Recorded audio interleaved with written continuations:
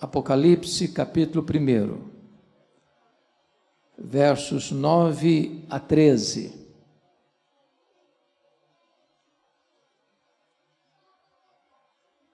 E esse texto diz o seguinte: Eu, João, irmão vosso e companheiro na tribulação, no reino e na perseverança, em Jesus achei-me na ilha chamada Patmos por causa da palavra de Deus e do testemunho de Jesus. Achei-me em espírito no dia do Senhor e ouvi por trás de mim grande voz como de trombeta dizendo: O que vês escreve em livro e manda às 7 igrejas: Éfeso, Esmirna, Pérgamo, Tiatira, Sardes, Filadélfia e Laodiceia. Voltei-me para ver quem falava comigo, e voltado vi 7 candeeiros de ouro, e no meio dos candeeiros um semelhante a filho de homem. Agora capítulo 3, por favor, versos 14 a 22. Ao anjo da igreja em Laodiceia escreve: Estas coisas diz o Amém, a testemunha fiel e verdadeira, o princípio da criação de Deus.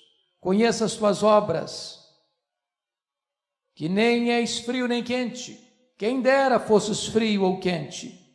Assim, porque és morno, nem és quente nem frio, estou a ponto de vomitar-te da minha boca, pois dizes: estou rico e abastado, e não preciso de coisa alguma.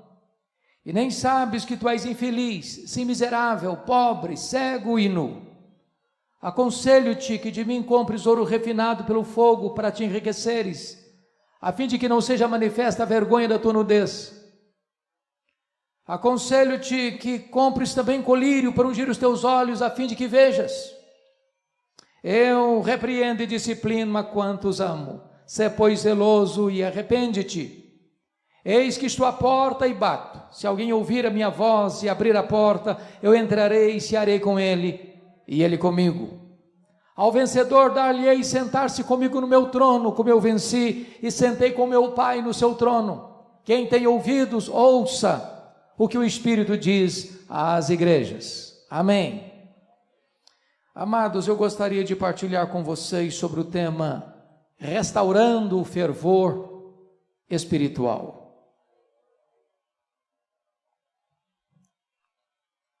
Os anos mais sombrios da história da igreja haviam chegado. Desde que Nero, com 17 anos de idade, no ano 54, assume o governo de Roma, no comando do grande Império Romano. Desde que Nero assumiu o governo, é que as nuvens escuras se formaram no horizonte, preanunciando a chegada de uma grande tempestade sobre a igreja.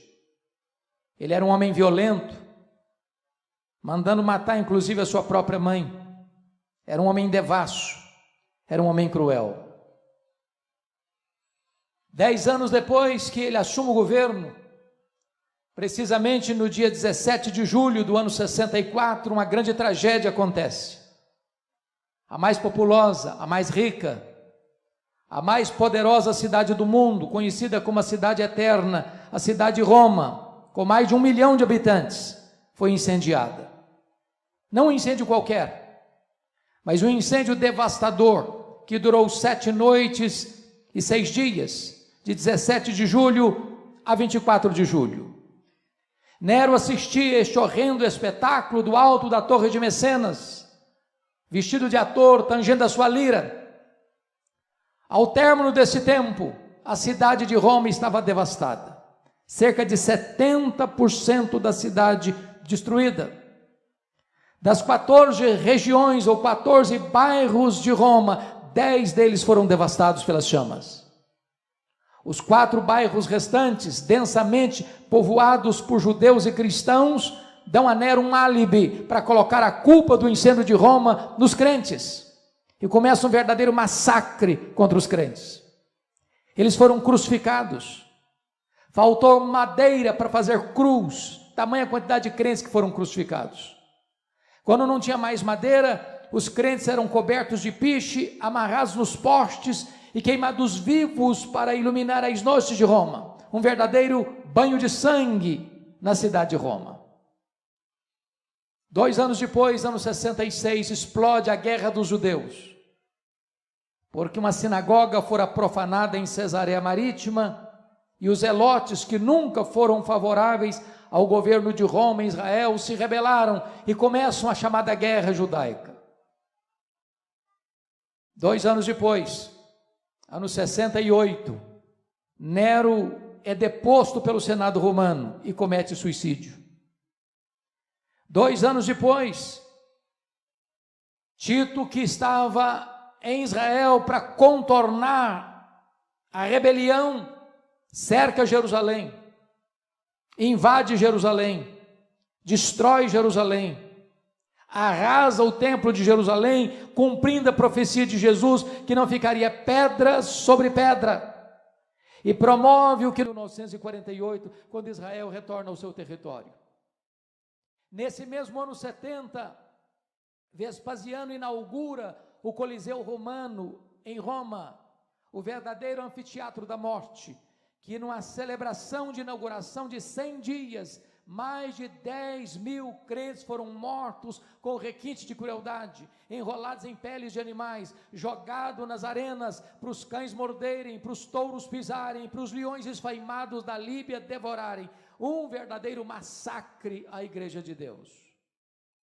Ano 81, assume o governo de Roma Domiciano, conhecido também como Nero Redivivo, porque perseguiu a igreja com a mesma fúria de Nero, e foi o primeiro imperador romano a arrogar para si o título de Senhor e Deus, pois foi este imperador Domiciano que deporta o apóstolo João, então pastor da igreja de Éfeso, capital da Ásia Menor, para esta ilha do Mar Egeu, como que numa colônia penal. Vale destacar que a essas alturas, todos os demais apóstolos já estavam mortos, e mortos pelo viés do martírio. João era o último representante do colégio apostólico, e certamente a intenção de Domiciano era calar a voz do último apóstolo do Senhor Jesus, fechando-lhe na terra todas as portas. Entretanto, quando todas as portas foram fechadas para João na terra, Deus abriu-lhe uma porta no céu e disse: sobe para aqui e eu te mostrarei, não as coisas que talvez aconteçam, não as coisas que podem acontecer, eu te mostrarei as coisas que devem acontecer. Quando os homens, cheios de empáfia, besuntados de orgulho, ou mesmo adornados de violência cruel, acham que estão no controle da história, eles na verdade estão apenas cumprindo um propósito divino, porque o texto nos informa que João não está na ilha de Patmos por causa de um decreto de Domiciano, mas ele está na ilha de Patmos por causa da palavra de Deus e do testemunho do Senhor Jesus. Quem está no trono é Deus, quem governa a história é Deus, quem está com as rédeas da história em suas mãos é o próprio Deus. Era um dia de domingo, era o dia do Senhor, quando João escuta atrás dele uma voz como de trombeta dizendo: o que vês escreve em livro e manda às 7 igrejas, Éfeso, Esmirna, Pérgamo, Tiatira, Sardes, Filadélfia e Laodiceia. Quando João se volta para ver quem falava com ele, ele não viu quem falava com ele. Ele viu 7 candeeiros de ouro, símbolo das 7 igrejas, e no meio dos candeeiros um semelhante a filho de homem. Na verdade, o mundo só pode ver Jesus na igreja e através da igreja. Mas esse Jesus que João vê, não é o Cristo suando sangue do Getsêmani, tomado de angústia. O Cristo que João vê não é o Cristo que está sendo espancado e esbordoado no sinédrio. O Cristo que João vê não é o Cristo vilipendiado, cuja fronte é cravada por uma coroa de espinho, espancado no pretório romano. O Cristo que João vê não é o Cristo que exangue, caminha pelas apinhadas e estreitas ruas de Jerusalém, debaixo dos apupos e vaias de uma multidão ensandecida. O Cristo que João vê não é o Cristo esticado naquele leito vertical da morte, suspenso entre a terra e os céus. O Cristo que João vê é o Cristo vencedor, é o Cristo vitorioso. Seus cabelos não estão mais cheios de sangue e poeira, mas são brancos como a alva lã. Os seus olhos não estão mais empapuçados de dor, mas são como chamas de fogo. A sua voz não está mais embargada pela sede, mas é como voz de muitas águas. As suas mãos não estão mais presas naquele lenho maldito, mas sustentam a igreja. Os seus pés não estão mais pregados na cruz, mas são como bronze polido. O seu rosto não está mais desfigurado pela dor, mas brilha como o sol no seu fulgor. Quando João vê o Cristo da glória, diz a Escritura que ele cai como morto aos seus pés, e o Senhor põe a mão direita sobre ele e diz: não temas, João, eu sou o primeiro e o último. Eis que eu estive morto, mas estou vivo pelos séculos dos séculos, e tenho as chaves da morte e do inferno. Hoje nós não estamos aqui adorando o Cristo que esteve vivo e está morto, mas estamos adorando o Cristo que esteve morto e está vivo pelos séculos dos séculos. O versículo 13 nos mostra que João o vê no meio dos candeeiros. E eu quero dizer a você nesta noite que Jesus está aqui, no meio da sua igreja. Você e eu viemos aqui hoje por esta verdade. Ele está aqui. Se Jesus não estivesse aqui, meus irmãos, por mais bela e por mais emocionante que fosse essa reunião, ela não passaria de um mero encontro religioso e nada mais. Mas Ele está aqui. Ele está aqui. Mas no capítulo 2, verso 1, nós somos informados de que Ele não está apenas no meio das igrejas, Ele está andando no meio dos candeeiros. E eu quero dizer a você nesta noite que Jesus está aqui andando entre nós, para nos conhecer, para nos sondar, para nos exortar, para nos repreender, para nos disciplinar, para nos consolar, para nos fazer promessas. Na medida em que Jesus caminha entre as 7 igrejas, há um estribilho que se repete em todas as cartas, e o estribilho é este: eu conheço, eu conheço, eu conheço, eu conheço, eu conheço, eu conheço, eu conheço. Para 5 dessas 7 igrejas, Jesus usa a mesma expressão. Para a igreja de Éfeso, para a igreja de Tiatira, de Sardes, de Filadélfia e Laodiceia, ele diz assim: eu conheço as tuas obras. Aquilo que você fez, seu pai não viu, sua mãe não viu, sua mulher não viu, seu marido não viu, seus filhos não viram, seus irmãos não viram, seu pastor não viu, Jesus viu. Quando você fechou a porta e apagou a luz, Ele estava lá. Nada, nem ninguém pode ocultar nada daquele cujos olhos são como chamas de fogo. Ele conhece. Mas para a igreja de Esmirna, é curioso que Jesus usa uma outra expressão. Ele diz assim: eu conheço a tua tribulação e a tua pobreza, mas tu és rico. E eu quero dizer a você, meu amado, que Jesus conhece a sua tribulação, Ele conhece a sua dor, Ele conhece as suas madrugadas insones, Ele conhece o seu choro doído, Ele conhece a dor que lateja e pulsa no seu peito, Ele conhece. E Jesus me choca porque você e eu temos um conceito do que é uma igreja rica. O que é uma igreja rica para nós hoje? É uma igreja que tem muitos membros? É uma igreja que tem um santuário robusto? É uma igreja que tem um orçamento vultoso? É uma igreja que tem muita gente influente na sociedade? Este é o conceito que nós temos de uma igreja rica. Mas a igreja de Esmirna era a mais pobre igreja da Ásia. E Jesus diz: eu conheço a tua pobreza, mas tu és rico. Pobre na terra, rica no céu. Pobre financeiramente, rica espiritualmente. Pobre aos olhos dos homens, rica aos olhos de Deus. É curioso que para a igreja mais rica da Ásia, a igreja de Laodiceia, que dizia: estou rico e abastado e não preciso de nada, Jesus olha para esta mesma igreja e faz um outro diagnóstico, e diz: não, tu és pobre, miserável, cega, nua. Porém, amados, preguei de Pérgamo, Jesus tem uma outra expressão, ele diz: eu conheço o lugar onde tu habitas, onde está o trono de Satanás. Por que Jesus disse isso sobre Pérgamo? Todos vocês sabem que Pérgamo era a segunda maior cidade da Ásia Menor, só perdia para a capital, que era Éfeso. Muito provavelmente Jesus disse isso por duas razões muito simples.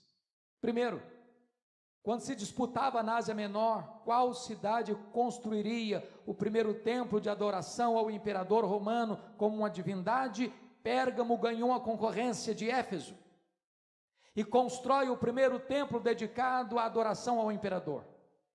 Possivelmente Jesus está dizendo isso: qualquer lugar onde um homem é colocado no pedestal, qualquer lugar onde um homem é venerado, aí está o trono de Satanás, porque todo humanismo idolátrico é satânico, porque Deus não divide a sua glória com ninguém. Mas em segundo lugar, irmãos, possivelmente Jesus disse isso: eu conheço o lugar onde tu habitas, onde está o trono de Satanás, porque Pérgamo hospedava o templo oficial de Esculápio, o conhecido deus da cura, representado por uma serpente. Caravanas iam do mundo inteiro a Pérgamo para serem curadas por Esculápio. É por isso que até hoje, quando você vai ao seu médico, você vai ver bordado no jaleco branco de seu médico uma serpente. Isso vem de Pérgamo, isso vem de Esculápio, isso vem do Deus da cura. Muito provavelmente Jesus está dizendo o seguinte: qualquer lugar onde os homens fabricam um ídolo e adoram um ídolo como se Deus fosse, aí está o trono de Satanás, porque o ídolo é nada, ele é pau, ele é pedra, ele é gesso, ele é mármore, ele é prata, ele é ouro, mas ele tem boca e não fala, ele tem mãos e não apalpa, ele tem pés e não anda, ele tem garganta, mas não sai som da sua vida, ele é nada, mas o que está por trás do ídolo são os demônios. Mas o que é curioso é que onde Satanás tem um trono, aí Jesus planta uma igreja para adorar o Rei dos Reis, o Senhor dos Senhores. Na medida que Jesus vai caminhando entre as 7 igrejas, irmãos, ele tem elogios para fazer e tem censuras para fazer. Vejam comigo. Para 2 igrejas só tem elogios, nenhuma censura. Para quais igrejas? Para Esmirna, a mais pobre. Para Filadélfia, a mais fraca. Jesus disse para Filadélfia: eu conheço as tuas obras, tu tens pouca força, mas eu coloquei diante de ti uma porta aberta, e a porta que eu abro ninguém fecha, e a porta que eu fecho ninguém abre. O que é importante para a igreja não é ser forte à luz do que os homens entendem, mas é ser fiel ao Deus Todo-Poderoso. Mas para 4 igrejas, irmãos, Jesus tem elogios a fazer e tem censuras a fazer. Por exemplo, Jesus elogia a igreja de Éfeso pela sua firmeza doutrinária. Ela não suportava os falsos apóstolos. Pela sua firmeza ética, ela odiava as obras dos nicolaítas que induziam o povo à prostituição. Terceiro, por causa da sua perseverança, mesmo em face da perseguição. Uma igreja bíblica, doutrinariamente saudável, perseverante nas lutas. E com isso Jesus está nos ensinando que nenhuma igreja pode agradar a Jesus se negocia princípios e valores, se transige com a doutrina, se negocia a verdade para alcançar e angariar favores humanos. A palavra de Deus precisa ser proclamada com fidelidade. Nós não podemos tornar essa palavra mais palatável para agradar aos ouvintes, nós temos que pregar com fidelidade. É isso que Jesus elogia na igreja de Éfeso. Porém diz a Escritura que Jesus diz assim: eu tenho porém uma coisa contra ti, é que tu abandonaste o teu primeiro amor. E aqui está um grande risco para nós, irmãos, que às vezes até na defesa da sã doutrina, nós podemos perder o fervor e a piedade. Mantemos a ortodoxia, perdemos o entusiasmo. E eu vou lhes dizer que a ortodoxia é boa, e ela é insubstituível, mas ortodoxia morta mata. Não basta apenas ter luz na cabeça, é preciso ter fogo no coração. Olhem comigo agora a igreja de Tiatira. Jesus elogia essa igreja, porque enquanto escreve esta carta, a igreja tem mais fé, a igreja tem mais obras, a igreja tem mais amor. Mas Jesus diz: eu tenho uma coisa porém contra ti, é que tu toleras essa falsa profetisa Jezabel, que induz o meu povo à prostituição. Agora compare comigo. Éfeso tinha doutrina, mas não tinha amor. Tiatira tinha amor, mas não tinha doutrina. O que nós aprendemos com isso? É que nós nunca podemos divorciar o que Deus uniu: teologia e ética, doutrina e vida, credo e conduta. As duas coisas caminham juntas, irmãos. A igreja é bíblica, a igreja é fiel, a igreja mantém a sã doutrina intacta, ela não negocia a verdade. Ao mesmo tempo, é uma igreja amorosa, é uma igreja acolhedora, é uma igreja viva, é uma igreja vibrante, é uma igreja que canta, é uma igreja que ora, é uma igreja que evangeliza, é uma igreja que faz missões, é uma igreja que ama a Deus, que ama o próximo.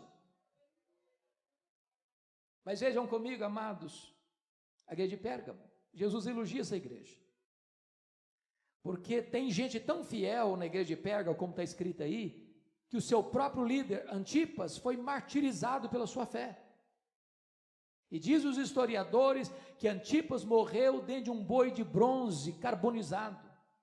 Mas nessa mesma igreja, onde tem gente fiel, disposta a morrer por Jesus, tem gente flertando com o pecado, tem gente flertando com as doutrinas de Balaão, tem gente vivendo uma vida mundana. E aqui, queridos pastores, fico impressionado, e muitas vezes pelas minhas andanças pelo Brasil me perguntam assim: pastor, qual a avaliação que o senhor faz da igreja evangélica brasileira? E a minha resposta é esta: vai muito bem, vai mais ou menos, vai muito mal. Às vezes a pessoa quer me apertar um pouco mais e pergunta assim: mas e a igreja, a sua denominação, como é que vai? Sabendo que eu sou um pastor presbiteriano. Eu digo assim: vai muito bem, vai mais ou menos, vai muito mal. Às vezes eu pergunto da igreja que eu tenho a bênção de ser pastor, e a comunidade que você é pastor, como é que vai? E eu respondo assim: vai muito bem, vai mais ou menos, vai muito mal. Sabe por que eu respondo assim, irmãos? Porque numa mesma igreja, que escuta o mesmo pastor, que participa da mesma mesa do Senhor, que canta no mesmo grupo musical, tem gente cheia do Espírito Santo, tem gente que está pengando na fé, tem gente vivendo em pecado, numa mesma comunidade. E o Senhor Jesus Cristo está dizendo: eu conheço.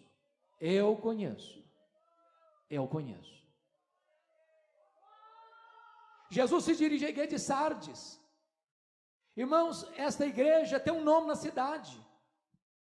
Tu tens nome de que vives. Se fosse hoje, nós trocaríamos essa nomenclatura, dizendo o seguinte: uma igreja avivada, vibrante, o louvor é magnífico, há uma emoção que transborda, há um entusiasmo epidérmico que todo mundo enxerga e vê.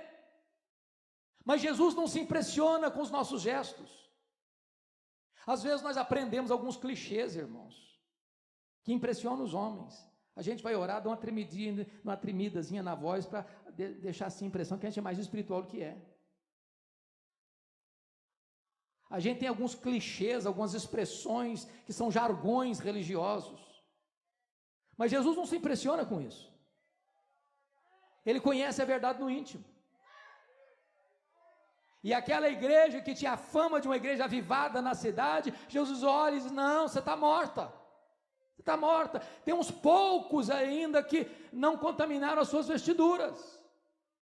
E sabe, irmãos, Jesus me choca com isso, porque a avaliação dele é tão diferente da minha.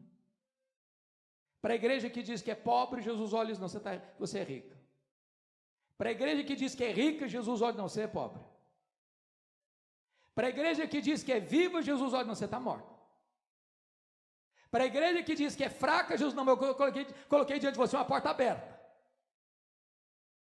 Então, na verdade, quero concluir 3 coisas. Primeiro, o que importa não é o que as pessoas dizem a seu respeito.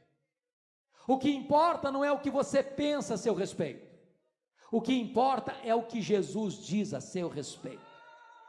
Jesus não tem uma opinião a nosso respeito, Jesus tem um diagnóstico: eu conheço, eu conheço, eu conheço. Mas agora eu peço aos amados para irem comigo para o capítulo 3, versos 14 a 22. E eu escolhi esse texto porque esta é a única igreja que não recebe nenhum elogio de Jesus, só censuras. A igreja de Laodiceia. Mas também é muito curioso que esta igreja de Laodiceia é a igreja que, ao se autoavaliar, tem o melhor conceito de si mesma. Essa igreja dá nota máxima para si mesma em todos os quesitos. Essa igreja bate palmas para ela mesma. Essa igreja forma um grande coral de todos os seus membros e canta o hino "Quão grande és tu" diante do espelho.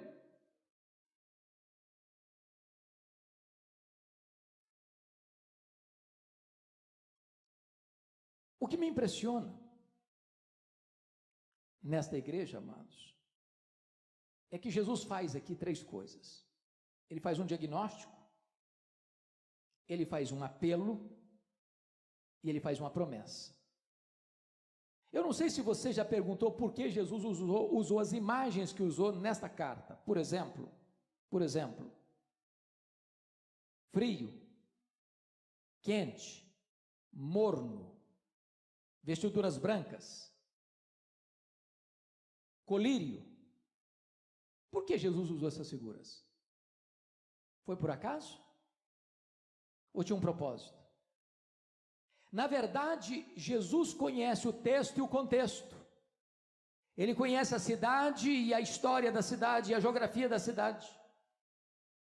Quando Jesus usou essa expressão, quem dera fosses frio ou quente, mas porque tu és morno, estou a ponto de vomitar-te da minha boca, Jesus vai lançar mão da geografia para ilustrar isso. Quando você vai à cidade de Laodiceia, aquela cidade ficava localizada no vale do rio Lico, a região mais próspera e rica da Ásia Menor. Hoje, ainda uma das regiões mais prósperas da Turquia Asiática. Ali existia uma região metropolitana, 3 cidades que ficavam 8 quilômetros uma distância da outra. Tão perto eram que, quando Paulo escreve a sua carta aos Colossenses, ordena que a mesma carta fosse lida na igreja de Laodiceia e na igreja de Hierápolis, porque era uma região metropolitana. Hierápolis era mundialmente famosa, porque ali havia um chamado Castelo de Algodão, uma montanha de rochas calcárias brancas, de onde brotam águas quentes. Hierápolis era a nossa Caldas Novas brasileira. Pessoas iam para ali para tomar banhos terapêuticos. Do outro lado do rio Lico ficava Colossos, que curiosamente era conhecida também pelas suas fontes de águas frias e geladas, também com efeito terapêutico. Mas Laodiceia, a maior cidade da região, não tinha fontes nem de águas quentes, nem de águas geladas. As águas vinham das montanhas por meio de aquedutos e chegavam na cidade mornas, tépidas, impróprias para beber, impróprias para uso terapêutico. E Jesus está dizendo o seguinte: quem dera tu fosses quente como as águas de Hierápolis, quem dera tu fosses fria como as águas de Colossos, mas porque tu és morna como as águas que chegam em Laodiceia, eu estou a ponto de vomitar-te da minha boca. Porque Jesus usa a questão do ouro puro para te enriqueceres, porque Laodiceia era a cidade dos banqueiros, era a cidade dos endinheirados, era a cidade dos ricaços. Tanto é fato que no ano 46 depois de Cristo, essa região metropolitana foi devastada por um terremoto. As duas outras cidades não se reconstruíram, mas Laodiceia foi reconstruída com o dinheiro dos cidadãos ricos da cidade. E Jesus está dizendo o seguinte: vocês se orgulham do ouro que vocês têm, mas espiritualmente vocês estão pobres. Porque Jesus usa a figura das roupas brancas? Porque Laodiceia era o maior centro têxtil da Ásia Menor. E Jesus está dizendo o seguinte: vocês se orgulham das suas fábricas de roupas, mas espiritualmente vocês estão nus. Porque Jesus usa a figura do colírio? Porque Laodiceia era o maior centro oftalmológico da Ásia Menor. Ali havia um remédio quase milagroso, o pó frígio. E Jesus está dizendo o seguinte: vocês se orgulham das suas clínicas de tratamentos de olhos, mas espiritualmente vocês estão cegos. O que Jesus está fazendo? Um diagnóstico. Agora, no diagnóstico que Jesus Cristo faz, irmãos, o que me impressiona não é o que ele vê, é o que ele não vê. Prestem atenção comigo, irmãos. Olhem bem esta carta. Não há, da parte de Jesus, a igreja que só recebeu censuras, nenhuma censura de Jesus de problemas doutrinários. Não tem doutrina de Jezabel, não tem doutrina de Balaão, não tem falsos ensinos, não tem falsos mestres. Nós diríamos que a igreja de Laodiceia era uma igreja ortodoxa, mas está provocando náuseas em Jesus. Leia as cartas, e você não verá nenhuma denúncia de Jesus de problemas morais. Tem problemas morais em Pérgamo, tem problemas morais em Tiatira, tem problemas morais em Sardes. Não há nenhuma denúncia de Jesus de problemas morais na igreja de Laodiceia. É uma igreja fortemente ética, não tem escândalo. Leia as cartas, e vocês não verão qualquer sinal de pobreza. Há pobreza em Esmirna, há pobreza em Filadélfia. A igreja de Laodiceia é uma igreja rica. Os teólogos da prosperidade não fariam sucesso lá, porque todo mundo já era rico. Leia as cartas, e vocês verão que numa época de perseguição no mundo todo, Laodiceia vivia em paz. Agora deixa eu dizer uma coisa soleníssima aqui para vocês. Se você e eu morássemos lá naquela região, sabe qual seria a igreja que nós procuraríamos frequentar com a nossa família? A igreja de Laodiceia. Era a melhor igreja, tinha a melhor avaliação de si mesmo, gozava de boa reputação na cidade. Mas exatamente essa igreja, Jesus olha e diz o seguinte: eu estou a ponto de vomitar-te da minha boca. Então o que é que Jesus vê nessa igreja que tanto o incomoda? Somente uma coisa: falta de fervor espiritual. Oh, irmãos amados, eu tenho rodado o Brasil, já pregado em mais de 1.500 igrejas das mais diversas denominações. Como orador que me precedeu, tenho pregado em igrejas ultra conservadoras. Se uma mosca voar, você escuta. Já tenho pregado em igrejas ultra pentecostais. Você precisa pedir ao povo assim: calma, calma, calma, calma.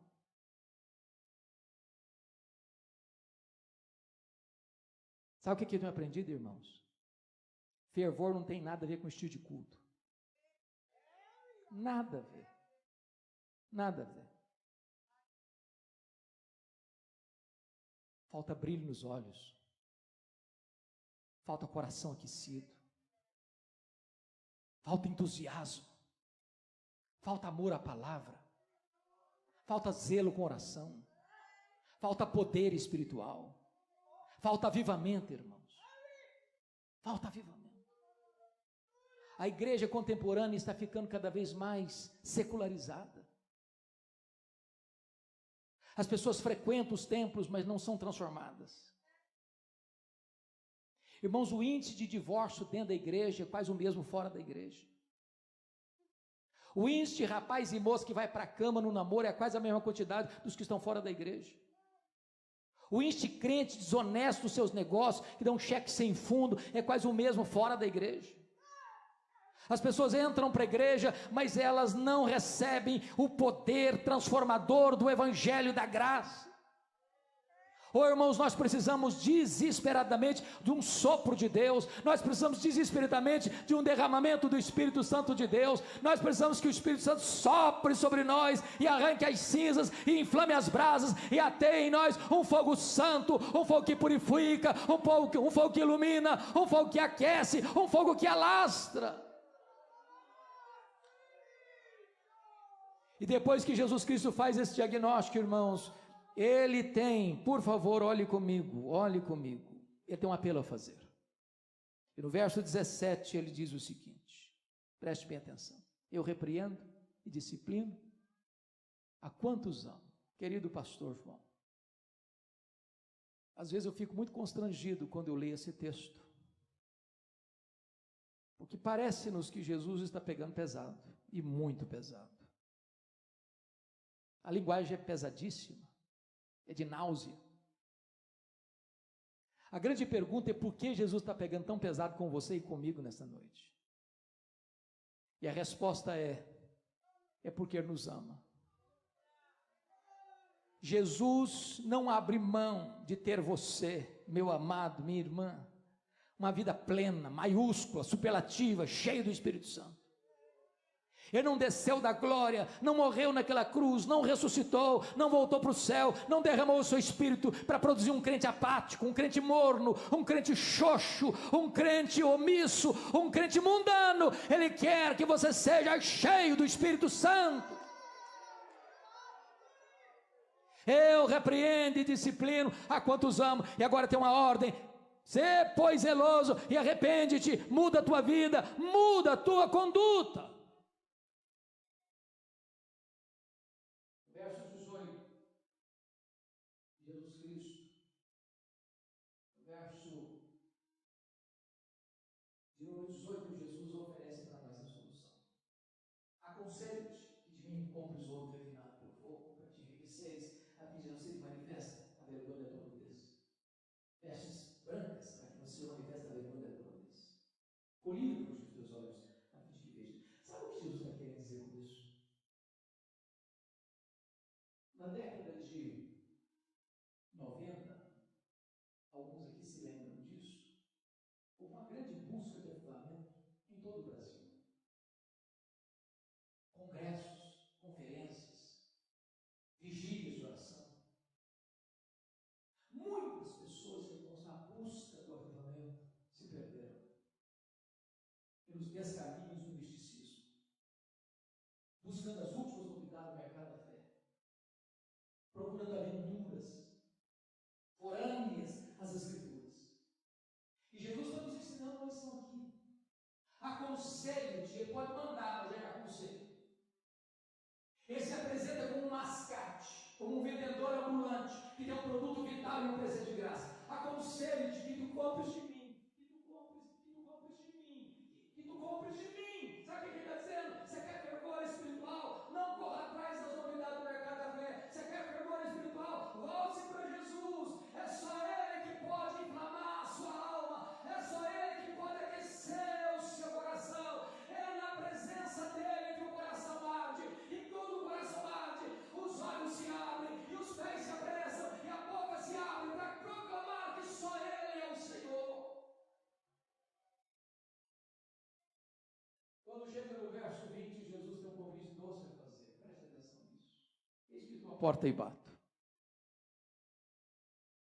Se alguém ouvir a minha voz e abrir a porta, eu entrarei e cearei com ele, ele comigo. Preste bem atenção no que eu vou lhes dizer. A igreja de Laodiceia estava tão feliz com ela mesma, que ela fazia tudo com ela e para ela. Ela se reunia, ela cantava, ela pregava, ela ofertava, para ela mesma. E ela nem tinha percebido que Jesus estava do lado de fora. Oh, amados irmãos, Jesus precisa ser o centro da nossa vida, do nosso culto, da nossa adoração.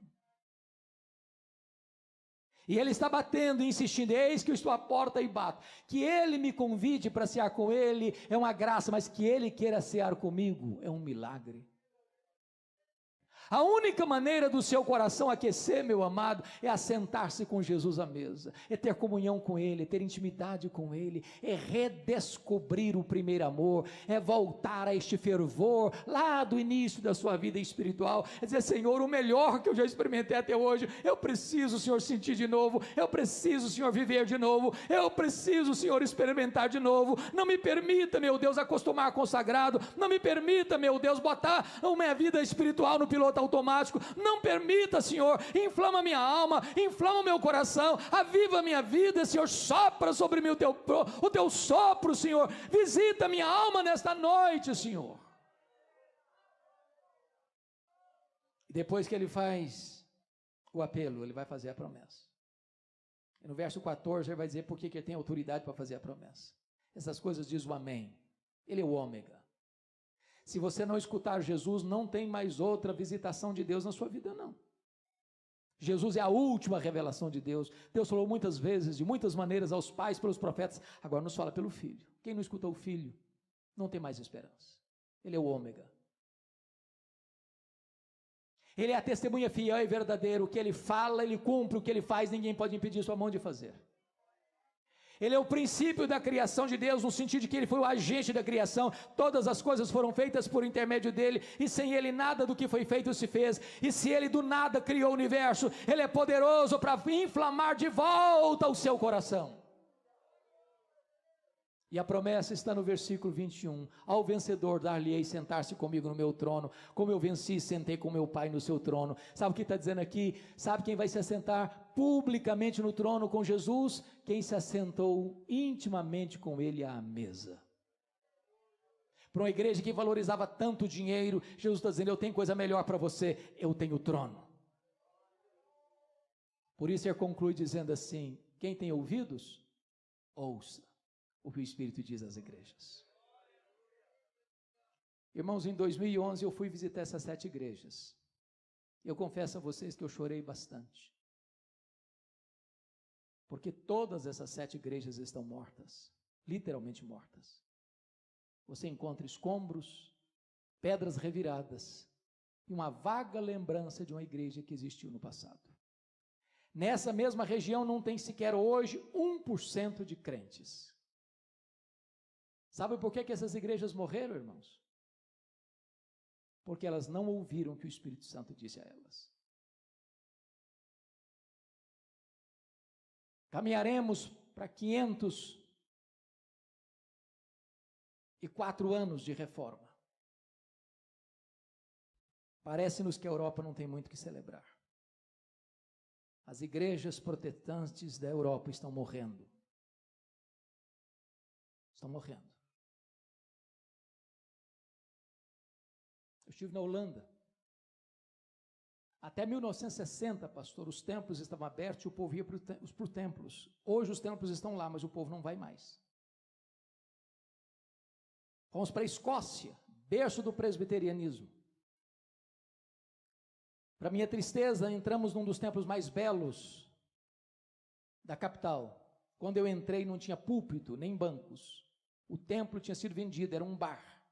As pessoas estavam lá bebendo. Fomos para a Inglaterra, onde aconteceram tantos avivamentos. John Wesley, George Whitefield, William Carey, William Wilberforce, John Charles Ryle, Charles Haddon Spurgeon, Mark Lloyd Jones, Johnny Stott. Hoje menos de 4% dos ingleses frequentam a igreja evangélica. Os templos estão sendo vendidos e transformados em museus, em boates, em mesquitas muçulmanas. Você vai para os Estados Unidos, para o Canadá, você encontra muitas chamadas dead churches, igrejas mortas. As denominações históricas estão perdendo milhares e milhares de membros todos os anos, todos os anos, todos os anos. Os seminários que formaram pastores, teólogos, missionários, tomados de assalto pelos liberais, hoje patrocinam a incredulidade e formam céticos. Agora olha para o Brasil, irmãos. Você já tem denominações inteiras no Brasil que sucumbiram ao liberalismo. Seminários aqui no Brasil, evangélicos, que não creem mais que este livro é a palavra de Deus, inerrante, infalível e suficiente. Morrendo.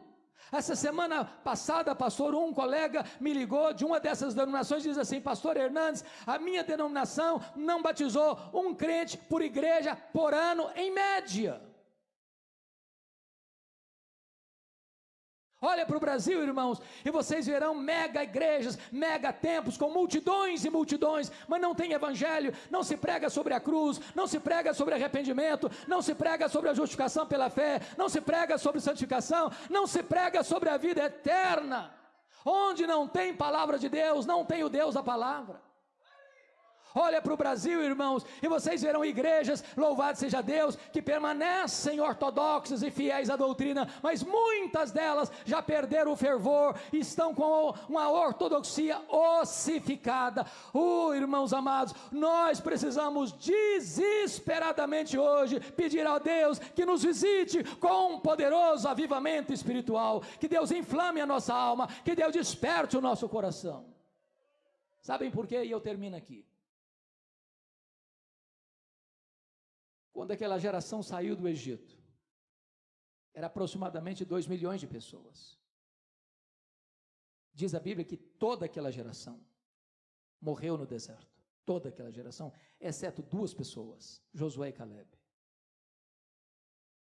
A segunda geração que nasceu no deserto foi a geração que entrou na terra prometida.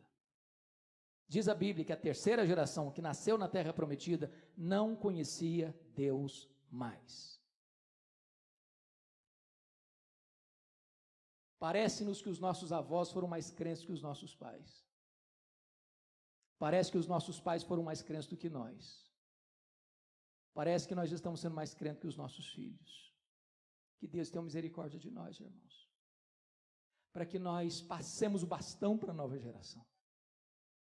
Para que os nossos filhos sejam mais crentes do que nós. Para que os nossos netos sejam cheios do Espírito Santo.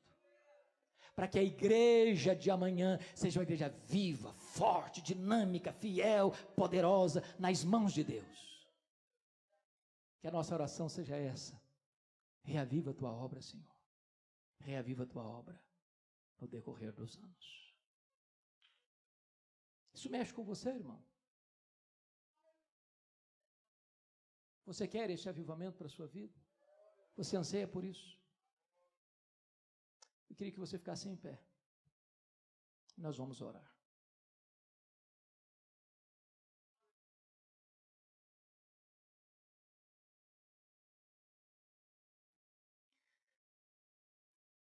Bendito Deus.